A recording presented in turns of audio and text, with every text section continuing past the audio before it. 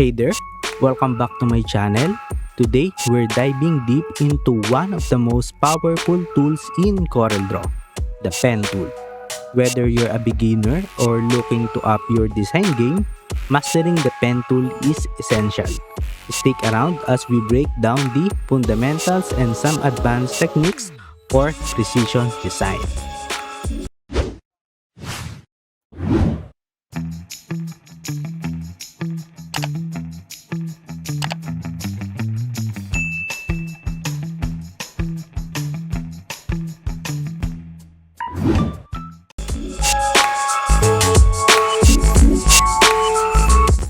Let's start with the basics.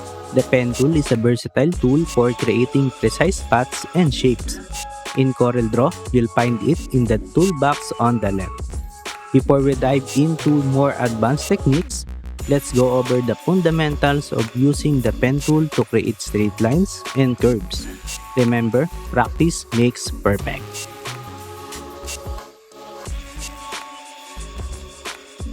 Now, let's talk about curve handling. Understanding how to control and manipulate curves is key to mastering the pen tool. I'll demonstrate how to create smooth curves, adjust control handles, and achieve that perfect flow in your designs. These techniques will take your vector creations to the next level. The real power of the pen tool lies in node editing. Learn how to add, delete, and adjust nodes to have complete control over your paths.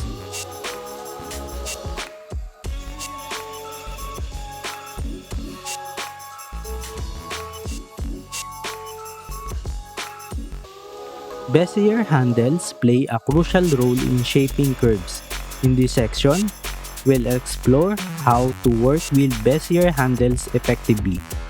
I'll demonstrate how to create complex shapes by manipulating handles and achieving that perfect balance between smoothness and precision.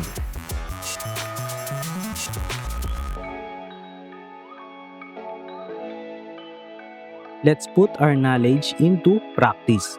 I'll walk you through a couple of practical examples where we'll use the pen tool to create intricate designs.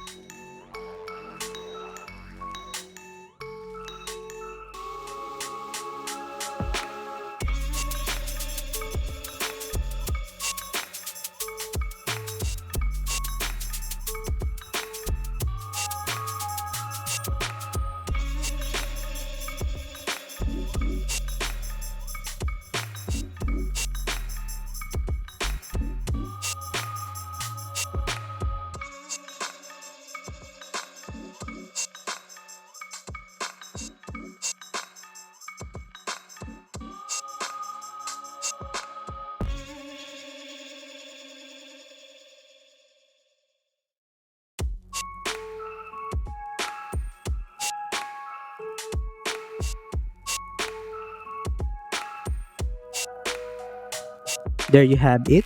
Mastering the pen tool in CorelDRAW is a game changer for any designer. Remember, it's all about practice and getting comfortable with the tool.